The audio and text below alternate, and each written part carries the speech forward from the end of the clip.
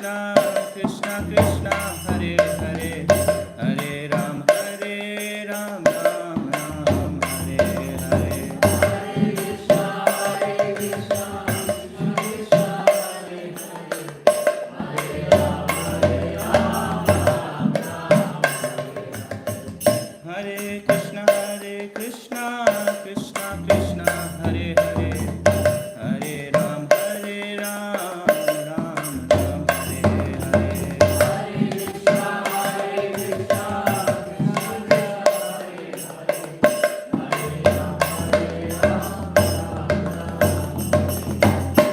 Hare Krishna, Krishna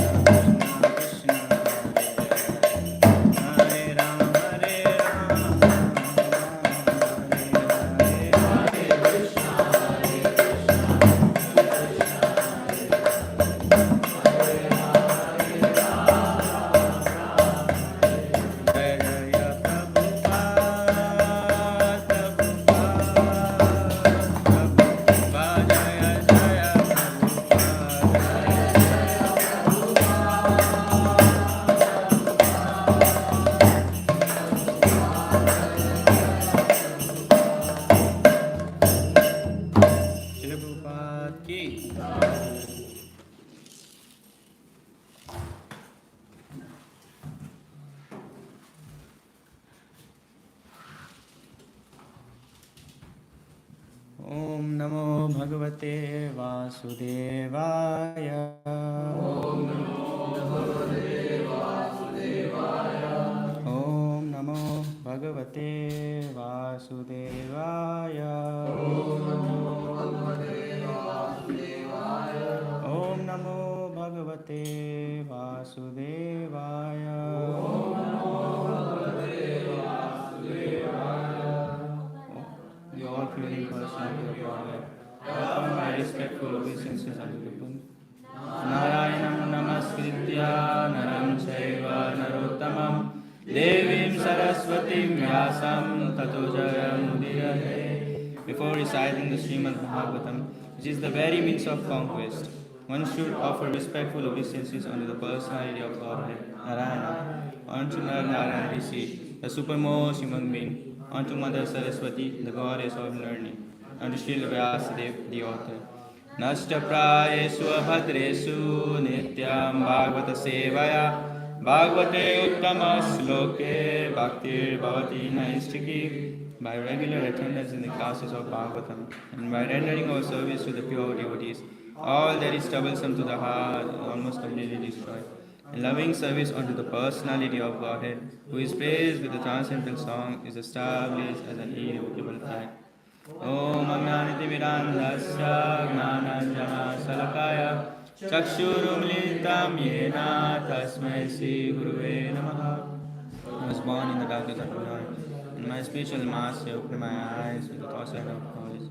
I offer my respectful obeisances unto him. Gam karoti vachalam pangam langayate girim yat kripataham aham vande Shri Guru Dinataranam. Obeisances unto the personality of Godhead.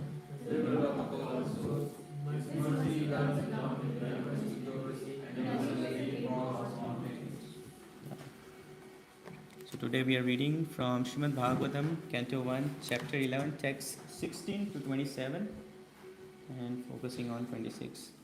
Can you all please come on the front seat?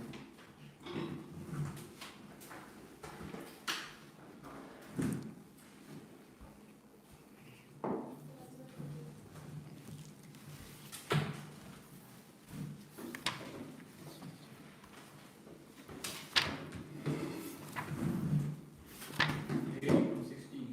16, yes. 27. Nice and slow. On hearing that the most dear Krishna was approaching Dwarkadhama, magnanimous Vasudeva, Akrura, Ugrasena, Balrama, the Sukha, humanly powerful, Pradyumna, Charusena, Samba, the son of Jambavati, all extremely happy, abundant resting, sitting and dining. They hastened toward the Lord on chariots with brahmanas bearing flowers. Before them were elephants, emblem of good fortune. Conch shells and bugles were sounded, and Vedic hymns were chanted.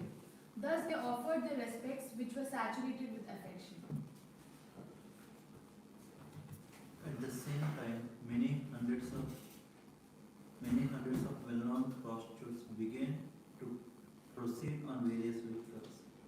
They were all very eager to meet the Lord, and their beautiful faces were decorated with dazzling earrings, which enhanced the beauty of their foreheads.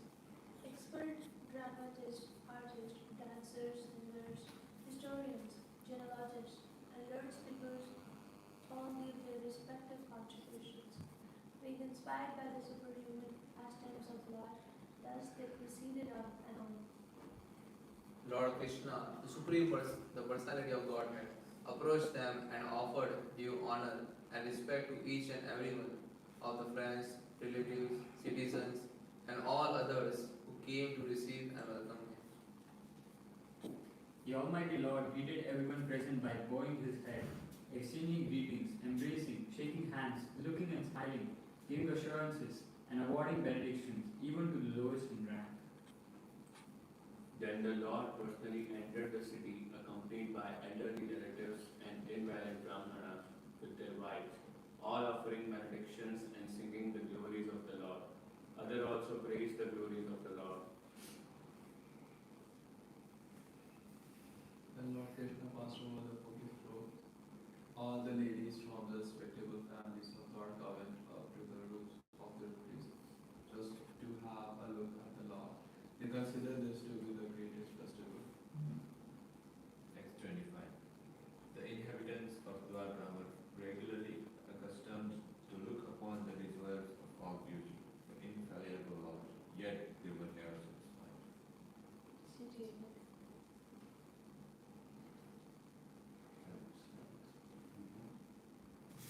The Lord's dress is the gold of goddess of fortune.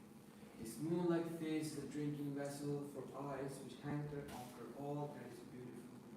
His arms are the resting place for the administrative demigods, and his lotus feet are the refuge for pure devotees who never talk or sing with any subject except his lordship.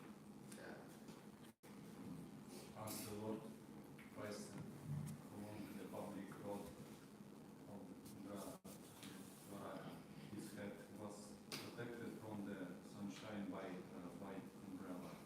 We pictured fans moved in semicircles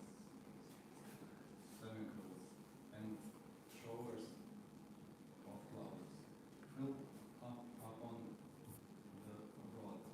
His yellow garments and garlands of flowers made his appear, as if a dark cloud were surrounded simultaneously by sun, moon, lighting, and rainbow. Yeah. 10, text 26.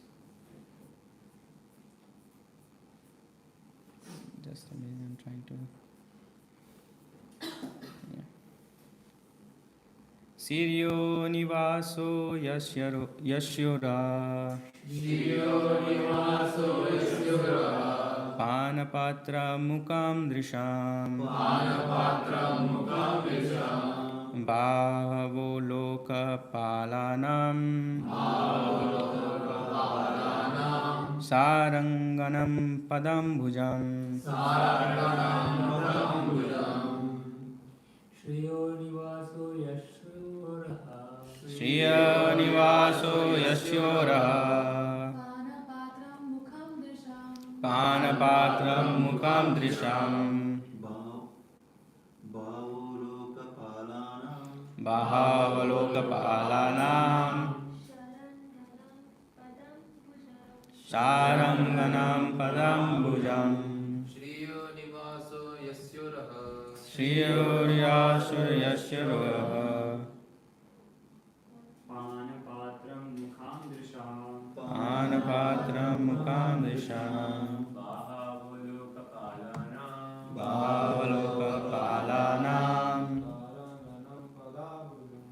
Saranganam Padambujam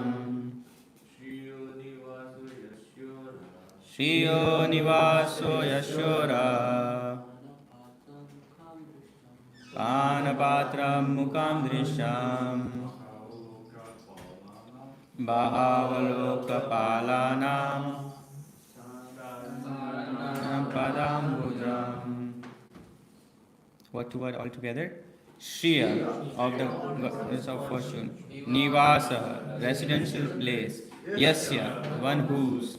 Uraha, chest. Panapatram, the drinking pot. Mukam, face. Drisham, of eyes. Bahava, the arms. Lokapalanam, of the administrative demigods. Saranganam, of the devotees who talk and sing of the essence of substance. Padam Bhujam, the lotus feet. Translation altogether. The Lord's chest in the abode goddess of fortune. His moon-like face is the drinking vessel for eyes, which hanker after all that is beautiful. His arms are the resting place for the administrative demigods, and his lotus feet are the refuge of pure devotee who have never talked or sing of any subject except his lordship. Purport. One sentence, please. There are different classes of human beings, all seeking different enjoyments from different objects. There are persons who are seeking after the favor of the goddess of fortune, and for them, the Vedic literatures give information that the Lord is always served with all reverence by thousands and thousands of goddesses of fortune at the Chintamani Dham, the transcendental abode of the Lord, where the trees are all desired trees and the buildings are made of touchstone. Yes.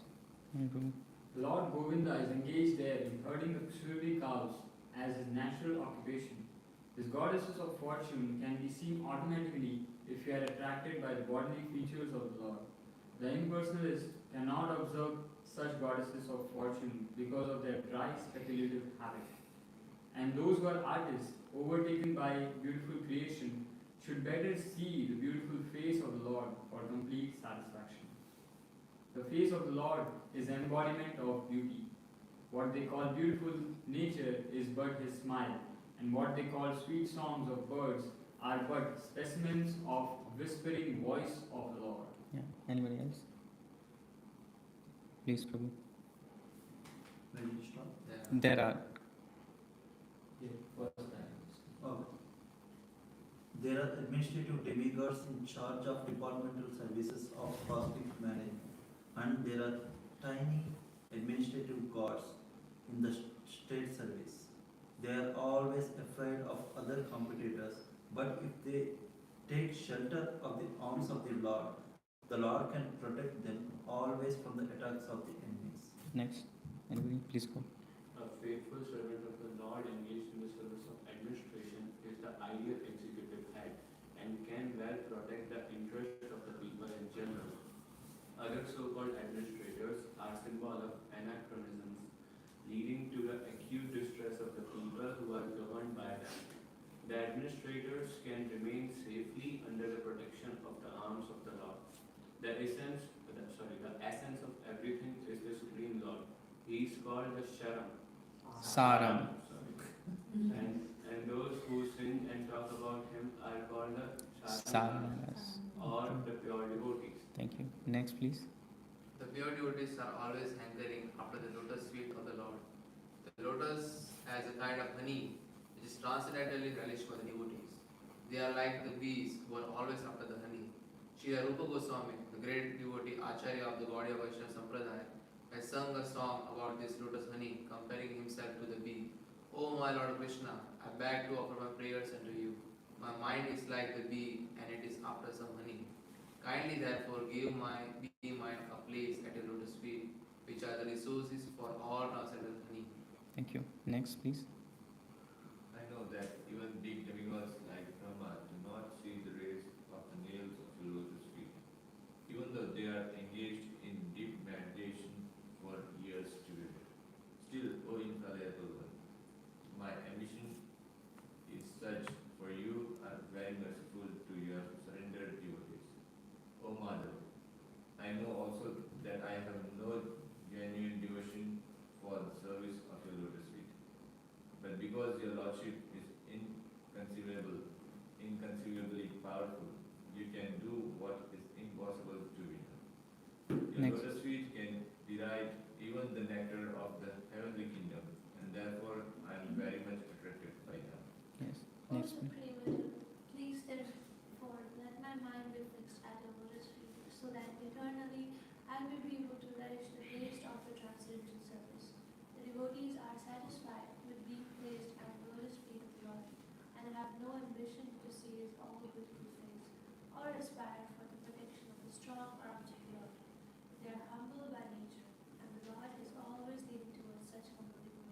जय श्री प्रभुपाद की नमो विष्णुपादाय कृष्णापृष्ठाय भूतले श्रीमते भक्तिवेदांत स्वामीति नामिने नमस्ते सरस्वती देवे गौरवाणी प्रचारिणे निर्विशेष शून्यवादी पाश्चात्यदेशतारिणे जय श्री कृष्ण चैतन्य प्रभु नित्यानंद श्री अद्वैत गदाधर श्रीवासादि गौरभक्तवृंद हरे Krishna Krishna Krishna Hare Hare Hare Ram Ram Ram Hare Hare. Hare Krishna everyone. Good morning. Very grateful to have this opportunity. First, because this opportunity pushes me to read and study scriptures, and it's very nice. I like it doing it this way, but not the other way. Just reading it on our own. But this way, it's like it becomes very relishable, and whatever you study, it gets imprinted in your mind. So it's very good way to preach yourself and have the opportunity to preach others as well. So thank you for this opportunity, Moni Prabhu. Today, although I did not have enough time to prepare, so my thoughts are very much here and there. So I'll try to present it in a way that everybody can understand and everybody can benefit from it. So before we start, everybody has a book and a pen. So we are going to take 3 minutes, and what we are going to write is, when the gates open today for Darshanarti, what did you see in Gopinath? What were your feelings? What were your emotions? What were your desires? Anything. What were your prayers? What did you see? Anything. It can be anything. We are going to take 3 minutes and we are going to write it down. Okay? Please don't use your phone. Keep it in your notebooks.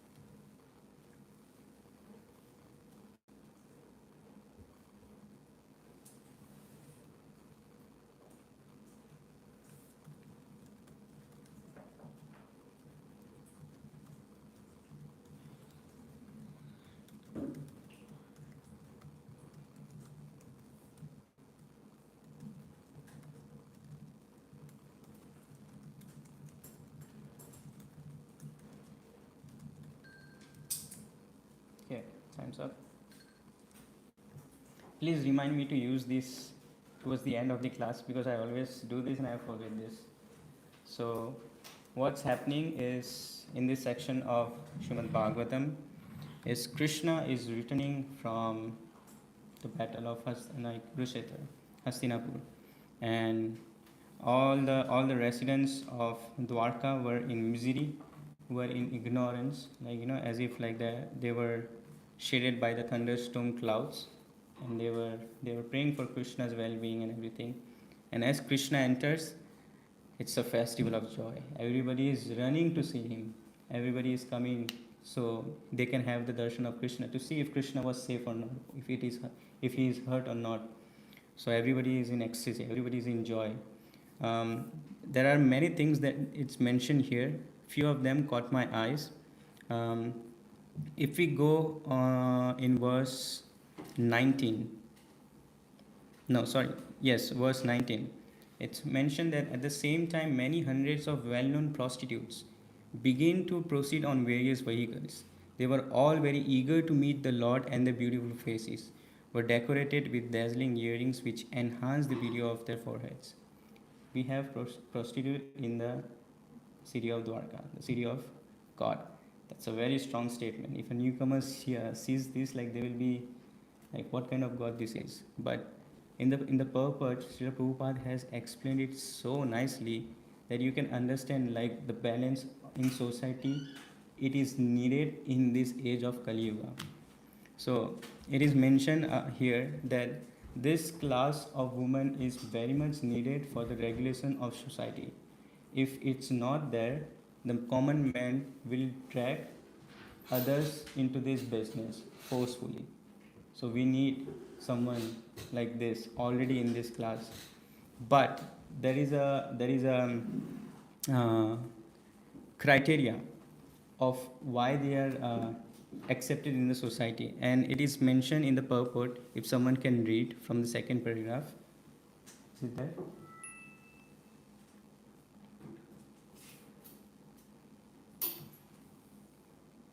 Text 19, second paragraph. Yeah. Shri Bilomangal Thakur, the great Acharya of Vishnu Swami, Vaishnava sect, in his household was overly attached to a prostitute who happened to be a devotee of the Lord. One night, when the Thakura came to Chintamani's house in torrents of rain and thunder, Chintamani was astonished to see how the Thakura could come on such a dreadful night after crossing a foaming river which was full of waves. She said to Thakura Bilamangala that his attraction for the flesh and bone of an insignificant woman like her would be properly utilized if it could be diverted to the devotional service of the Lord. And this is her mentioning this to Birvamanga Thakur. Yeah. To Lord to achieve the attraction for the transcendental beauty of the Lord. It was the momentous hour for the Thakura, and he took a turn towards spiritual realization by the words of a prostitute.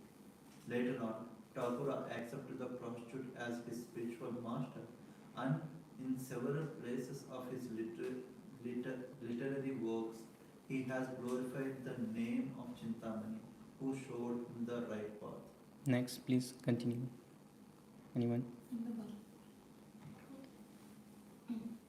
the Bhagavad Gita, the Lord says, O son of Partha, even the low-born Jandalas and those who are born in a family of unbelievers, and even prostitutes, shall attain perfection of life if they take shelter of unalloyed devotional service to me. Because in the path of devotional service, there are no impediments due to degraded birth and occupation. The path is open for everyone who agrees to follow it. Thank you.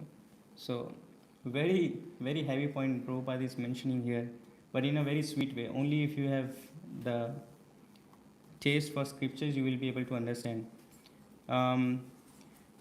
There are many parts of sects of religion which totally believes in ignoring women and ignoring women as a lowly born. That to attain Krishna's mercy, they have to ignore them or discard them totally. I'm very happy we don't have this kind of mentality here in Bhakti Academy. Here it is mentioned that even a prostitute who has love for Godhead can be attained, can be understood as a spiritual master. So what to talk about women who is performing devotional service? We should see them above us in any way, instead of ignoring them, avoiding them. We should be seeing the woman, the devotee woman, as our spiritual master. And if you cannot maintain a good relationship with them, because thinking that they will drag you down and they will not be able to let you do devotion services, then I believe there is something wrong with you and not with them. Because scriptures here says that a person who is performing devotion service, no matter their caste or the classification of the society they take birth in, if they are performing devotion services, they are to be taken as spiritual master. So, first point that I saw while reading this purport was this. Second point, right after this, in text 20, there is mention of something else as well.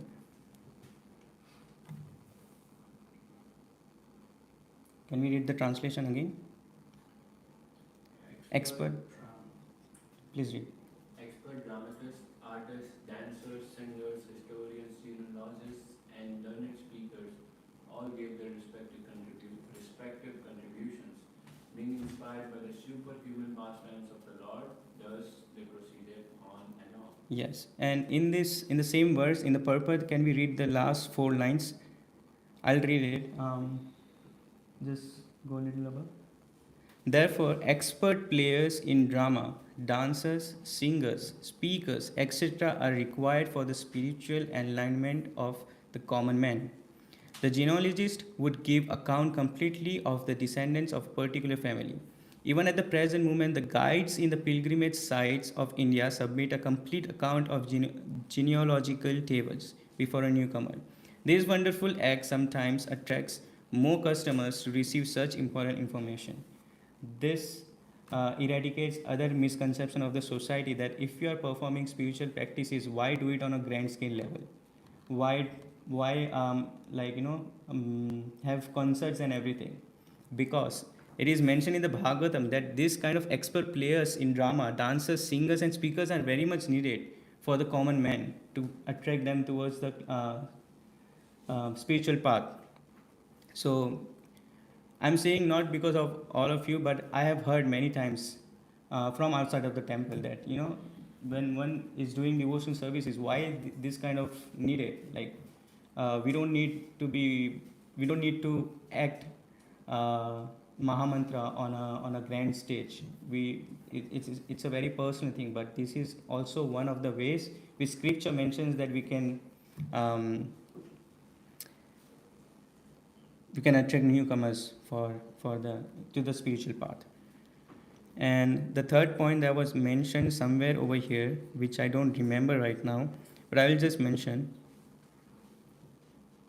Yeah, it's in text 24, somewhere in the middle of the paragraph. I'll just mention it, that there is also a misconception that the God is very personal. He is present everywhere. Then why to establish temples and everything? Why should we have this grand celebrations in which we are pouring milk or doing abhishek? Why just not distribute amongst the people who need it? But here it's mentioned that festivities in the temple of the Lord as held generally are like the festivals performed during the many festive days of the Lord of the Dwarka about 5,000 years ago.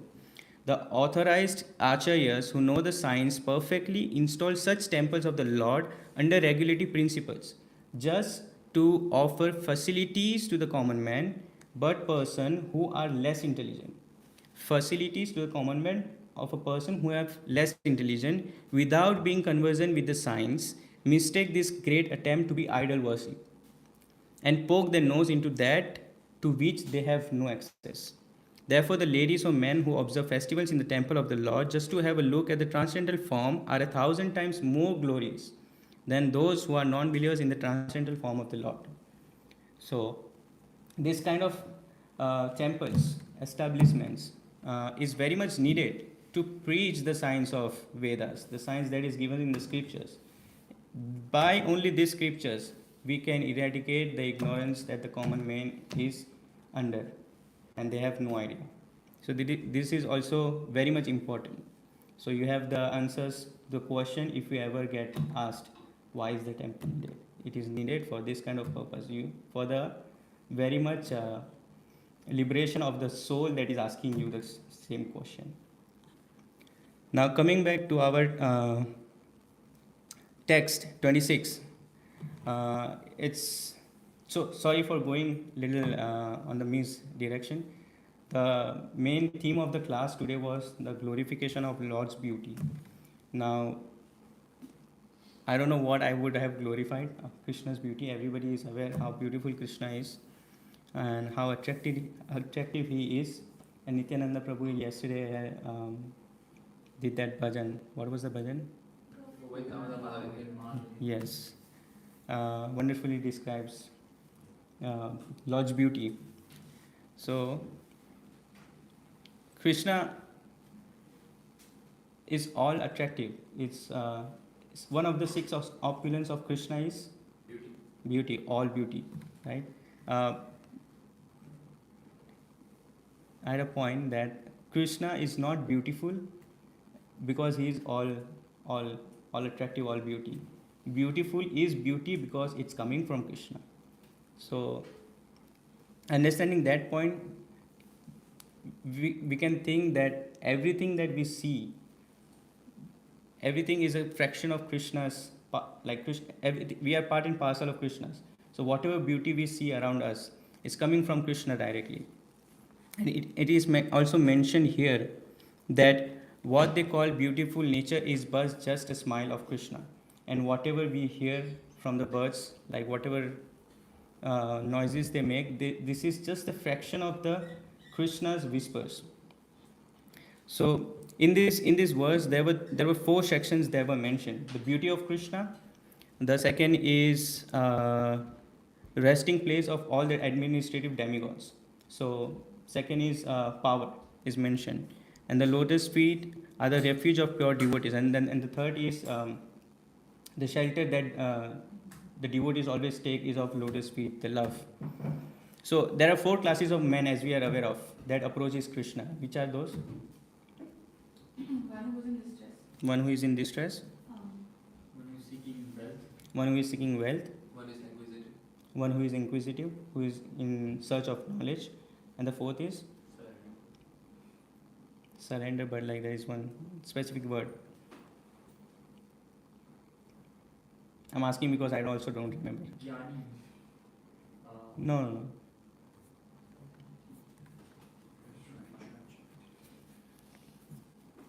Well, anyways, so one is who is looking for pure love of Godhead. If I'm not wrong, yeah, that's the one. And in this verse, it's mentioned that wealth herself is residing on the chest of Krishna.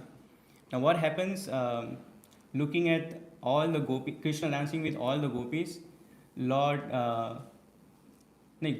goddess of fortune gets attracted towards Krishna, and she's like, I want to see this Krishna, and she starts doing some austerities and starts meditating on Krishna. Krishna goes and Krishna asks, like, what do you need? Like, you have Narayana in Vaikuntha, why do you need me? And goddess of fortune, Lakshmi Devi, is saying that I want what all these gopis have. Like, why are they so happy? Even if I am serving Narayana, I am not this happy. So I want to become happy like this. Saying this, Krishna gives benediction that you will always reside on me, on my chest, as a golden line. I don't know a specific scriptural word for that, but that's the benediction she gets from Krishna. Sorry? Srivatsa? Yes. Yeah. So many of us are looking for wealth. That if we get wealth, if we have no material things that we have to worry about, we will be able to do bhakti very peacefully. And that might be the goal of many of us. But here we see that the the goddess of fortune, Lakshmi Devi herself is serving Krishna in some way. So we are always thinking of Lakshmi, but we are sometimes thinking of Narayana in that aspect, like in a material aspect, that you want some wealth. Let me go to Narayana. No, you go to Lakshmi. But everything is there in Krishna if you pray to Krishna.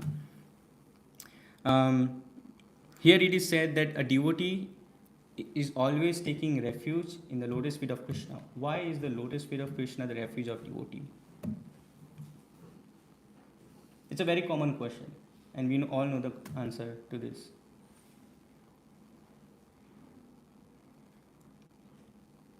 The feet gives shelter to devotees. It's a sign of humility. It's a sign of surrender, and it's a sign of serving attitude, that you want to always serve Krishna. And serving can be in many ways, many rasas there are. But a devotee always takes surrender into the lotus feet of Krishna. When I asked you, everybody, to write what you saw in Gopinath or what were your desires, did anybody desire to surrender themselves on the lotus feet of Krishna?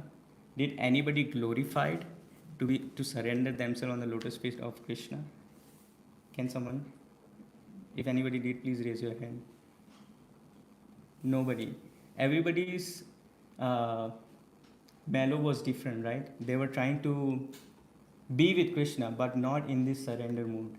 So if you want to be with Krishna, it only comes after you are trying to surrender. You don't have to surrender immediately. It's a trying process. It's a practicing process. So, and the scripture is teaching us that you have to surrender onto the lotus feet of Krishna in a mood of surrender and in a mood of serving Krishna. Jivera Swarup Hoya Krishna Nitya Das. Das. You have to be the servant of Krishna. I was listening many lectures. In that, Radheshyam Prabhu gives a very, very nice acronym. You have to have a raga to be able to perform bhakti. What is the raga? Can anybody answer, please? Raga, yes. In singing or just whatever you know. That mellow. Mellow. Yeah. Yes. That is something. That mood. Yeah, RAG is an acronym, right? Yes. Yes. I heard that lecture, but now I don't know. I'll remind you. So, renunciation, yes. Renunciation from? Sorry? Sense pleasure, yes. Yes. So you have to have all this, whatever you said is right.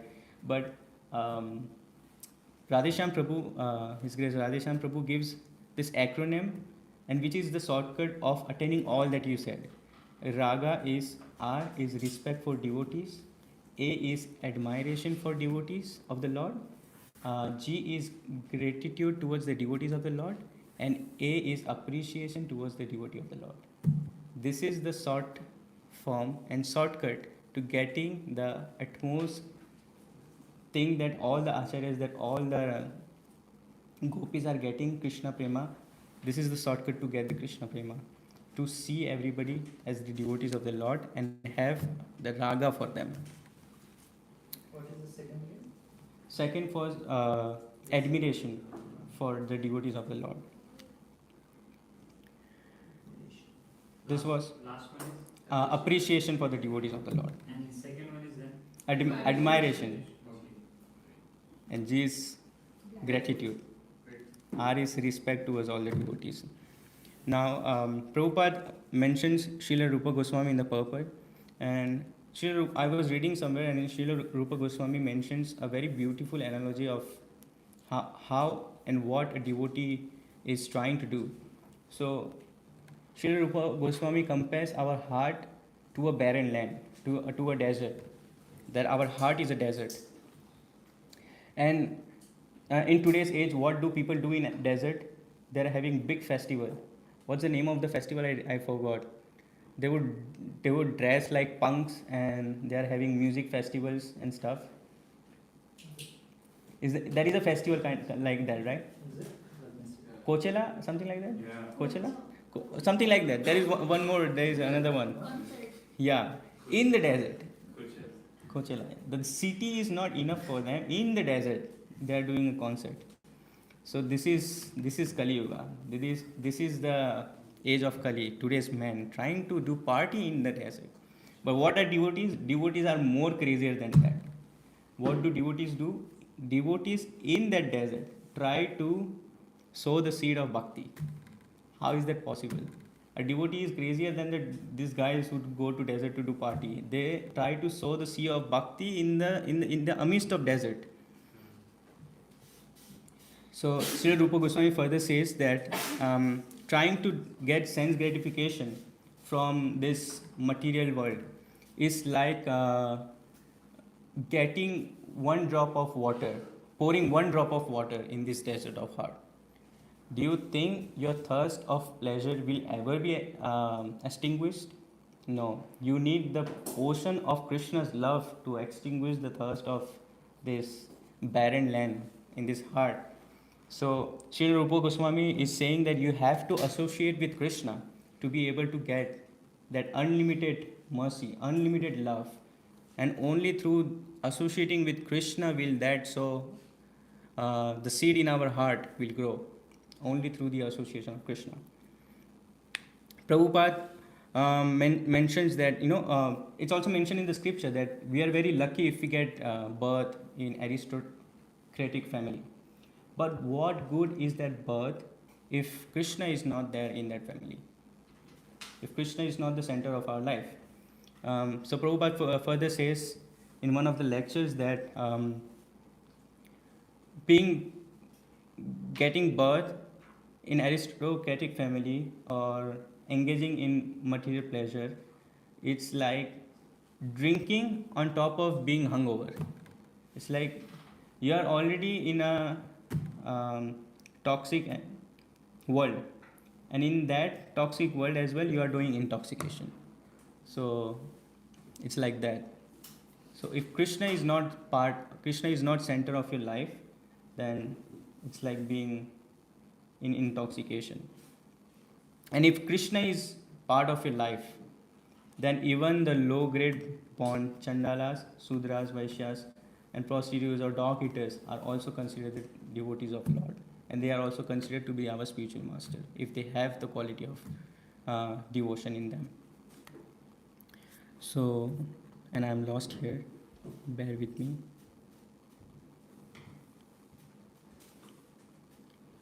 Yeah, so here a devotee is trying to surrender, as mentioned in this verse. We have to surrender onto the lotus feet of Krishna. Now, is it possible to surrender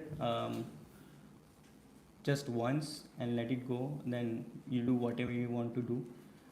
This is not what scriptures teaches us. Surrender is moment to moment. Every moment you have to surrender. Then how do we do that? It's a question. Offering everything to Krishna. Definitely. Give up your job then. And job is for Krishna as well. That's right. That's the mentality of a devotee. Always chanting. Always chant Krishna's name. So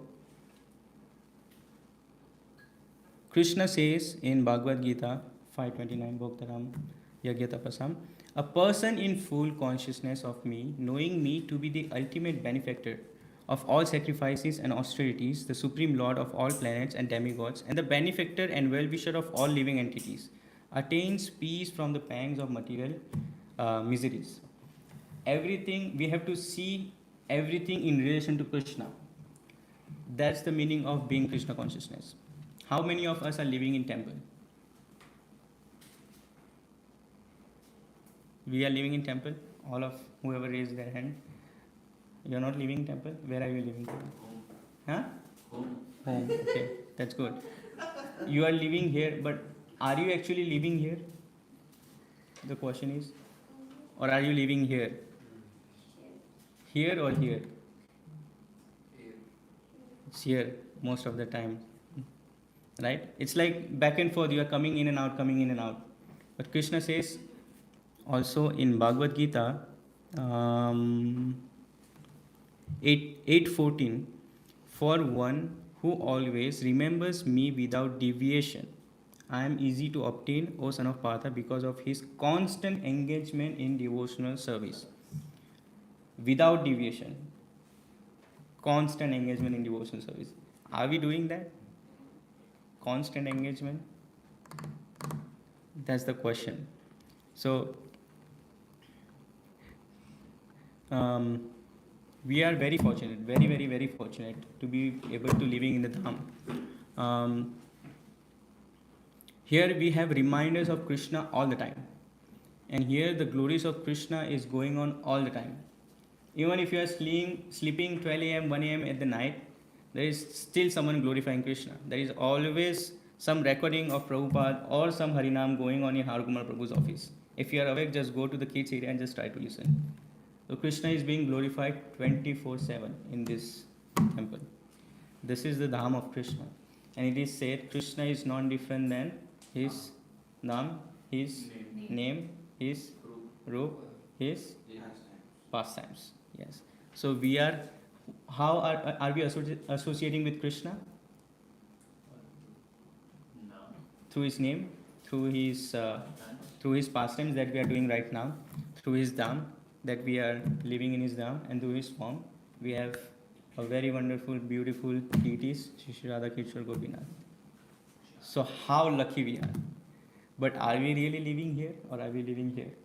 Right? So Krishna says, without deviation and constantly engaging in devotional services. Now, pastimes, is it possible to glorify Krishna 24/7? It's, if you are Nitya Siddhas or Nitya Baddhas, whatever it is, the word, technical word, if you are that, then only you will be able to glorify Krishna all the time through his pastimes. We are living in Dham, but what are we really doing in the Dham? You all know what you are doing. I don't know. We have form of Krishna, but Gopinath is not always there.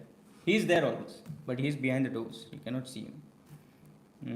We can see him in the photos and everything. But the Vigraha is different than having a photo of, I don't know. It's the same. It's the same in the devotion, in the mood. But Vigraha is like Krishna present there himself. And what else was there?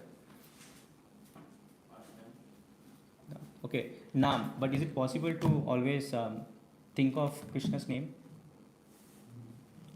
Is not possible? It's possible.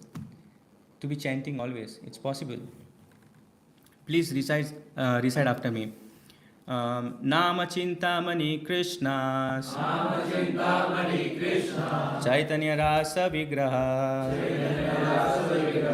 Purana Suddha Nitya Mukto Vinatvam Nama Namino.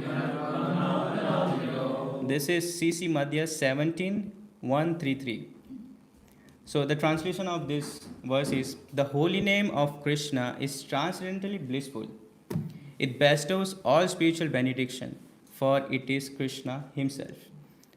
It is Krishna himself, the reservoir of all pleasure. Krishna name is complete, and it is the form of all transcendental mellows. It is not a material name under any condition, and it is no less powerful than Krishna himself.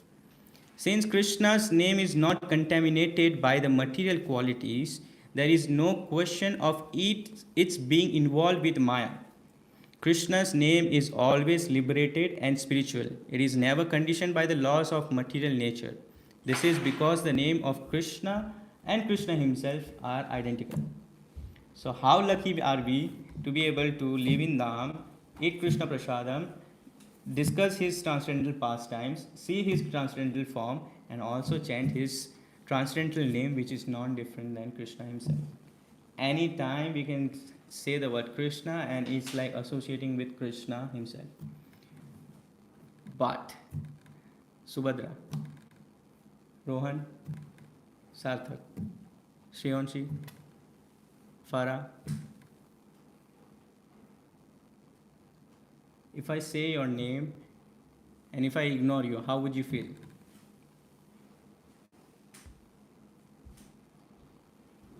how would you feel? Not good. Not good. You won't like it, right? You are saying my name, but then you are ignoring me. You are saying my name, you are calling me, and then you are ignoring me. How would Krishna feel? The thing is, like, we don't realize that the Krishna name and Krishna himself is identical. We chant, but are we really chanting? Or are we just browsing in our web browser here? We are chanting, but is our attention there? Or we are just roaming here and there? The mind is just here and there. What she is doing, what I should be doing, what they are doing, or when will I get rich, when will I get job? These thoughts. Even while chanting, we have this kind of thoughts. So are we really associating with Krishna? The question is. Krishna is there. The name of Krishna and Krishna himself are identical. But are we giving our pure attention to Krishna? Are we chanting attentively? Someone was mentioning that from the lecture that they heard, that chanting cannot help you get out of this material suffering. It's so contradicting, right? But then that person said, attentively chanting will help you get you out of your material miseries. So with that, I would request you everyone, please, whenever you are chanting, try to chant attentively, because it's as good as associating with Krishna in a physical form. And with that, we did an exercise before the starting of the lecture. So look at your desires. Look at what you are seeing Krishna. If anyone would like to share, they can share. Where are we? You can judge yourself from what you wrote. Where are we? Are we really devotees of Krishna? Are we really wanting Krishna? Or is it we are just, praying to Krishna for some material satisfaction? So with that, I would like to open for any correction, comments, question, discussion. Granthraj Srimad Bhagavatam ki jai.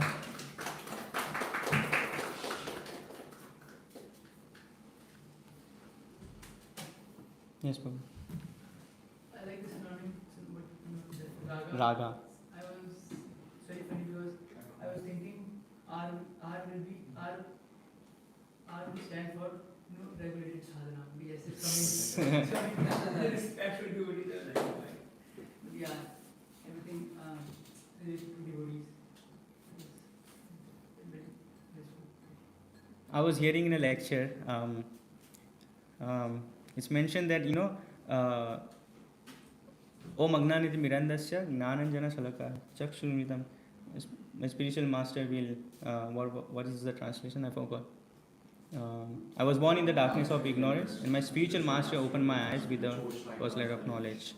Yeah, it's only because of the mercy of the devotees that we are sitting here. Some devotee. Nobody will be able to do or perform bhakti alone. Only if you are a Haridas Thakur, then you can chant. But no, you need your Bhakti Lata beach will need a support. Will need a support. Whether it be your friend, a devotee friend, like-minded, whether it be your spiritual master, or whether it be scriptures. It's only of, and we are here because of the blessings of Srila Prabhupada, the founder Acharya, the greatest devotee of all. What's the name? Raga Anugadas. Raga Nugadas, I have to ask that person. Not to be supported by anybody else. Raga Nugadas. He is selflessly doing service. Selfless doing service.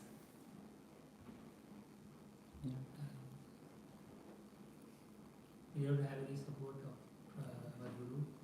Then Guru wants us to know about us. Then we say that we are Anuga. So we get some our mind that we are. Yes. Yesterday I flipped the page in the Bhagavatam. Sorry? Yesterday I flipped the page in the Bhagavatam after our class, and it landed on text 16. And I thought maybe it's a nice extension to what you're sharing today. And it said something along the lines of devotional prayer being transcendental when your prayer or a chant is unmotivated and uninterrupted.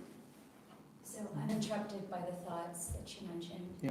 and also unmotivated, not wanting anything, but just coming fully as you are. Yeah. Yeah. Nobody is like, born with the ability to just think of Krishna. We are practicing devotees, like we are practicing. Aryan Prabhu, did you make this body in one day? Or were you born with this? How long did it take? 3 years, yeah. So you build up to this by gradually working out for 3 years. Similarly, for devotion, we don't have this devotion. We have to practice, and through the help of devotees, we'll be able to practice in a better way. And one day we'll have that devotion, that unflinching faith in Krishna, unalloyed devotion service, unalloyed chanting, without any material meaning. One day. So, but till then, we have to keep practicing, keep trying to pull back our mind.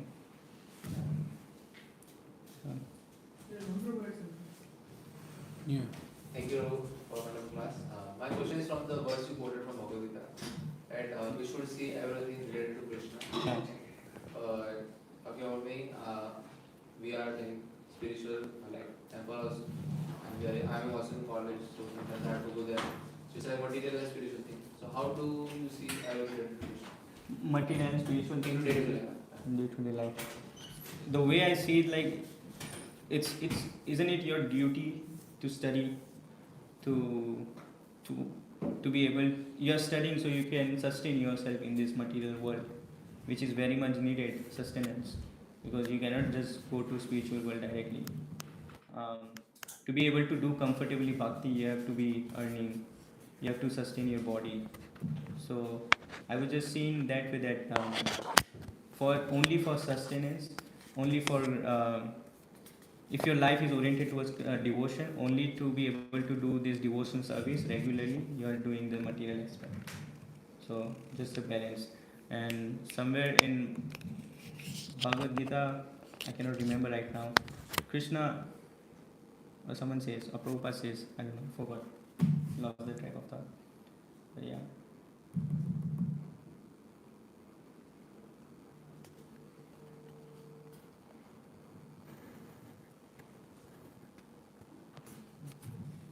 Anyways, thank you. No, I don't know.